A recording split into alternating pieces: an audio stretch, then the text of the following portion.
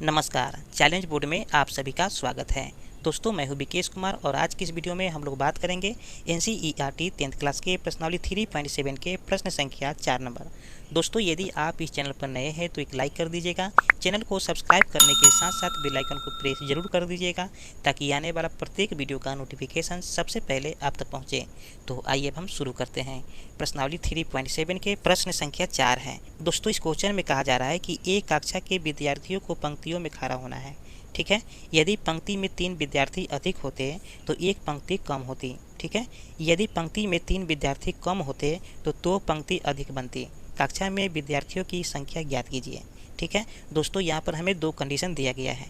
पहला कंडीशन ये है कि एक पंक्ति में 3 विद्यार्थी अधिक होता तो एक पंक्ति कम होता। ठीक है, ये मेरा पहला कंडीशन है। और दूसरा कंडीशन ये है, यदि पंक्ति में 3 विद्यार्थी कम होते तो 2 पंक्ति अधिक बनती। ठीक है, ये मेरा दूसरा कंडीशन है। ठीक है, तो हमें ज्ञात करना है कि कक्षा में कुल विद्यार्थियों की संख्या कितना है। ठीक है, तो आइए अब हम सोल्व करते हैं। तो सबसे पहले यहाँ पर लिखेंगे एक्सरसाइज 3.7। ठीक है, और प्रश्न संख्या है 4। ठीक है, चलिए तो यहाँ पर लिखेंगे। तो सबसे पहले इसको हम समझ लेते हैं। ठीक है, क्वेश्चन में कहा जा रहा है कि यदि पंक्ति में 3 विद्यार्थी अधिक होते हैं, ठीक है, तो एक पंक्ति कम होती। पहला कंडीशन है। और दूसरा कंडीशन है, यदि पंक्ति में 3 विद्यार्थी कम होते तो 2 पंक्ति अधिक बनती। ठीक है, देखिए अगर मान लेते हैं कि हमें पंक्ति पता हो जाए, ठीक है, जैसे कि मान लेते हैं कि ये 4 पंक्ति है। ठीक है, और मान लेते हैं कि पहले पंक्ति में 5 विद्यार्थी है, यानी कि 5-5 विद्यार्थी हैं।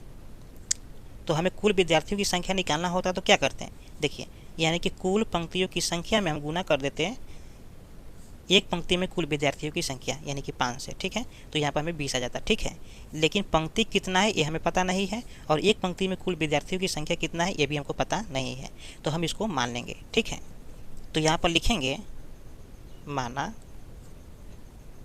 कि प्रत्येक पंक्ति में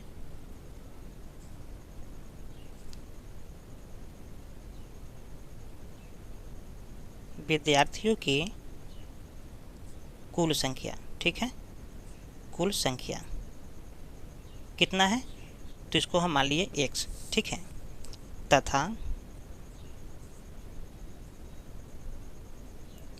कुल पंक्तियों की संख्या, कुल पंक्तियों की संख्या y है। ठीक है, देखिए तो एक पंक्ति में विद्यार्थियों की कुल संख्या कितना है, x है। ठीक है, और कुल पंक्ति कितना है, y है।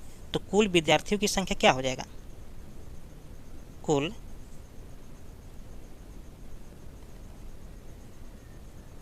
विद्यार्थियों की संख्या बराबर क्या हो जाएगा, तो देखिए प्रत्येक पंक्ति में विद्यार्थियों की कुल संख्या x, ठीक है, और कुल पंक्तियों की संख्या y, यानी कि xy हो जाएगा। ठीक है, चलिए तो सबसे पहले यहाँ पर लिखेंगे प्रश्न से।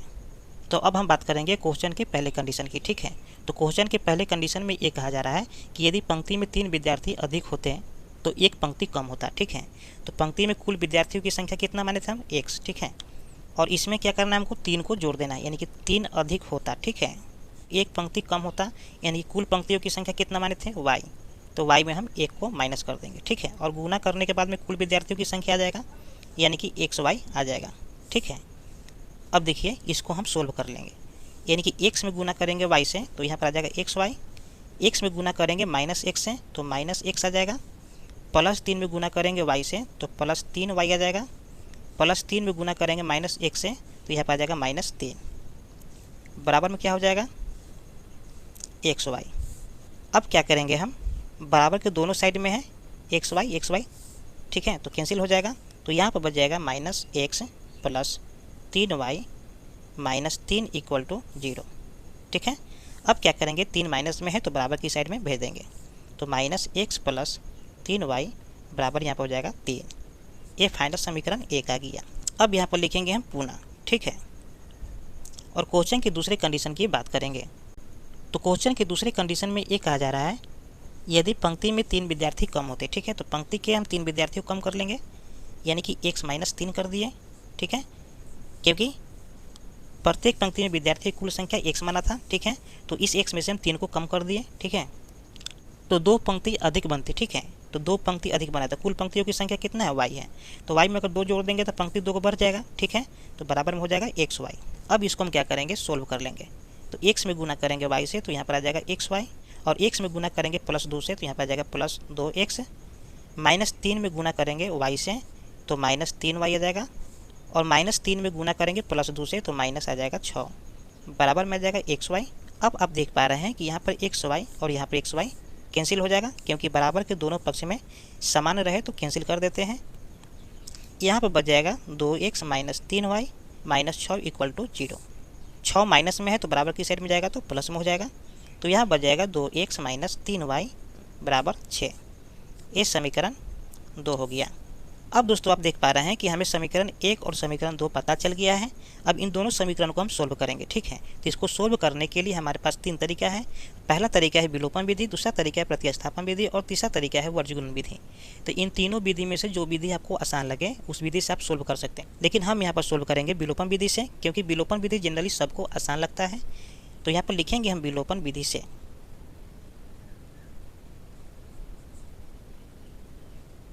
विलोपन विधि, ठीक है। सबसे पहले हम दोनों समीकरण को लिख लेंगे। तो पहला समीकरण है -x + 3y = 3, ये मेरा पहला समीकरण है। और दूसरा समीकरण है 2x - 3y = 6, ये मेरा दूसरा समीकरण है। देखिए विलोपन विधि में क्या होता है, विलोपन विधि में किन्हीं दो पक्ष में से कोई एक पक्ष को बराबर करना होता है, ठीक है। आप देख पा रहे हैं कि यहाँ -x है और यहाँ पर 2x है, ठीक है। तो अगर हम इसमें 2 से गुना कर देंगे, ठीक है, तो ये पक्ष बराबर हो जाएगा, और इसमें कुछ नहीं तो 1 से गुना कर देंगे। तो यहाँ पर लिखेंगे समीकरण 1 व 2 से, ठीक है। तो गुना कर लेते हैं। तो -x में गुना करेंगे 2 से तो यहाँ पर आ जाएगा -2x, 3y में गुना करेंगे 2 से तो प्लस में आ जाएगा 6y, बराबर 3 में गुना करेंगे 2 से तो यहाँ पर आ जाएगा 6। अब समीकरण 2 गुना कर लेंगे, तो इन सब से गुना करेंगे 1 में, तो इसके वैल्यू में कोई चेंजिंग नहीं होगा, तो इसको ऐसे ही लिख देंगे, ठीक है। तो यहाँ पर हो जाएगा 2x - 3y = 6।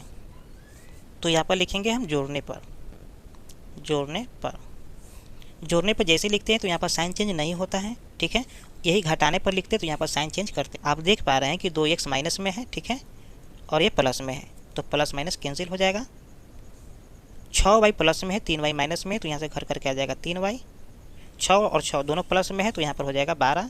अब क्या करेंगे कि यहाँ से हम y का मान निकाल लेंगे, ठीक है। तो y बराबर हो जाएगा 12/3, 3 चौके 12, चूँकि y = 4, ठीक है। चलिए हमें y का मान पता चल गया है। अब यहाँ से हम निकालेंगे x का मान। तो x का मान निकालने के लिए आप समीकरण 1 या समीकरण 2 में जैसे ही y का मान रखेंगे तो वहाँ से आपको x का मान आ जाएगा। तो आप समीकरण 1 या समीकरण 2 में रख सकते हैं। हम यहाँ पर समीकरण 1 में रखने जा रहे हैं। तो यहाँ पर लिखेंगे समीकरण 1 में y का मान रखने पर, तो सबसे पहले हम समीकरण 1 को लिख लेंगे। तो समीकरण 1 मेरा है -x + 3y = 3। इस y का मान हमें यहाँ पर रखना है 4, ठीक है। तो -x + 3 × 4 = 3, ठीक है। इसको हम गुना कर लेंगे, यानी कि -x + 4 × 12 = 3। चलिए 12 प्लस में है तो बराबर की साइड में जाएगा तो माइनस में हो जाएगा। तो यहाँ बच जाएगा -x = 3 - 12, ठीक है। -x = 3 प्लस में है, 12 माइनस में है, तो घर करके यहाँ जाएगा -9, ठीक है। तो माइनस से माइनस कैंसिल हो जाएगा। तो यहाँ से हम निकालेंगे x बराबर हो जाएगा 9। आप देख पा रहे हैं दोस्तों कि x का मान हमें 9 आया है और y का मान आ गया है 4, ठीक है। तो हमें निकालना है कुल विद्यार्थियों की संख्या। देखिए x बराबर आया है 4, ठीक है, और y बराबर आया है 9। आप देख पा रहे हैं कि प्रत्येक पंक्ति में विद्यार्थी कुल संख्या कितना माना, x माना था, ठीक है। तो यहाँ पर लिखेंगे अतः प्रत्येक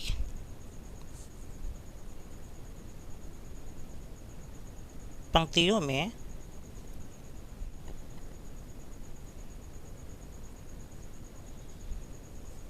विद्यार्थियों की कुल संख्या, ठीक है। हमने x माना था, ठीक है, और x का मान आया है 4, ठीक है। तो 4 हो जाएगा, ठीक है।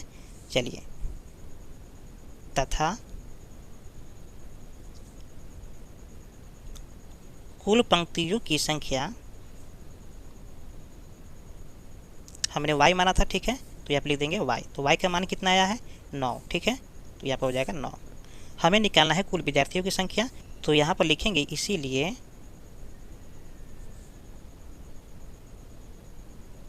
कुल विद्यार्थियों की संख्या